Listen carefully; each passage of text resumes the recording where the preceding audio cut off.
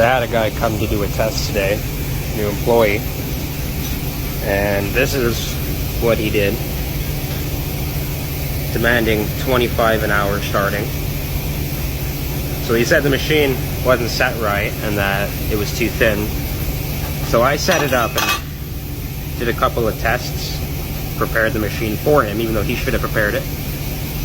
And then we gave him another one, and that's what he did. ×2. Ouch.